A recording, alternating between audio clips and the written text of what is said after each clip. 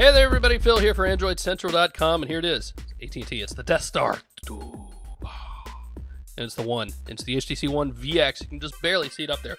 So this is a phone that was actually announced way back in October, early October. It was supposed to be released on November 16th, ended up coming out a couple weeks later. So now we finally have it. Gonna give you a quick non-unboxing unboxing.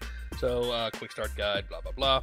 Here's the phone, and I'm gonna lift this up to get it out. There's a little hole in the back that helps you push it out. Use it. I highly recommend it.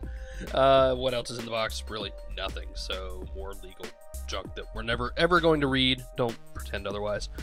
Charger and micro USB cable. There, it's unboxed. So let's actually take a look at this phone.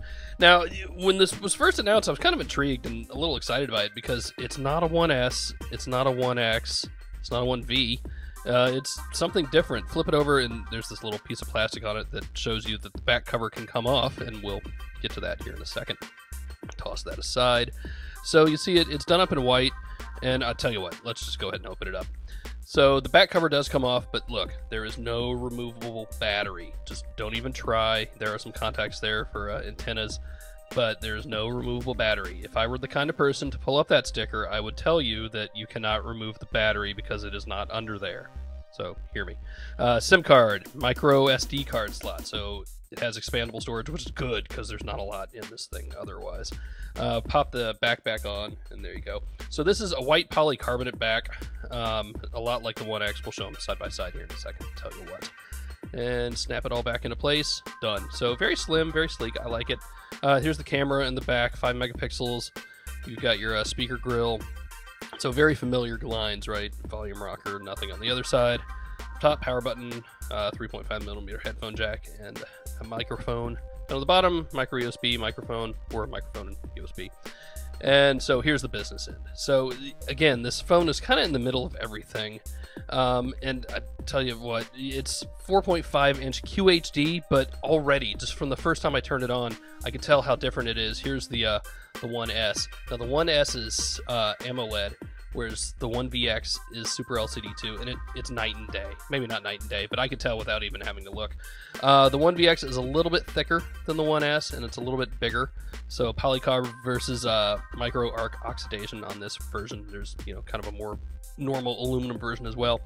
But the polycarb is reminiscent of the original 1X on AT&T, that white polycarb. It is nice. But really, the display, Super LCD 2 is so awesome. I love it. It's so much nicer. The camera doesn't quite do it justice here, I think. So under the hood, they're relatively similar. The 1S is actually a little more powerful. It's clocked a little bit higher, but not a huge deal. They both have 1 gigabyte of RAM. Software-wise, I mean, this is pretty normal stuff, right? It's still running Ice Cream Sandwich, so let's go down to see that the Sense menu is the same, right? And obviously that hasn't changed either.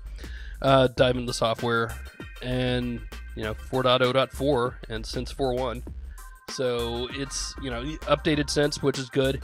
Still waiting on Jelly Bean for some devices, and granted this one just launched, but it doesn't launch with Jelly Bean. Storage, not a whole lot here. You're gonna want to get a micro SD card for it probably. So 8 gigabytes of storage total, but of course you don't get nearly that much. Only 3 home screens on here by default, and you know what, that's probably okay, especially if you start using folders the way you should. Applications, a whole bunch of AT&T stuff preloaded in your usual Google suite of apps. So nothing too out of the ordinary here. You're gonna want to probably disable some Yelp, whatever, not Yelp, but Yellow Pages, YP. So not a whole lot going on there that you wouldn't expect. So where does it fit in? I mean, it's not a 1X. There's the 1X, and it's obviously smaller than the 1X, and it's a tad bigger than the 1S. The 1S is still, I think, the sexiest. It's just the slimmest and sleekest.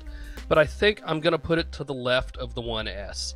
It's not quite as powerful on the spec side, and it's a little bigger, but man, that display just is really what throws a kink into that argument there, because the display is so much better on the One VX than on the 1S. Even at that lower QHD resolution, which isn't a horrible resolution, the Super LCD 2 makes a big difference. So there you go, guys. A quick walkthrough of the HTC One VX. Hey, this is Alex from Android Central, and only the official Lloyd t-shirt gives me the quick energy I need to write about telephones on the internet.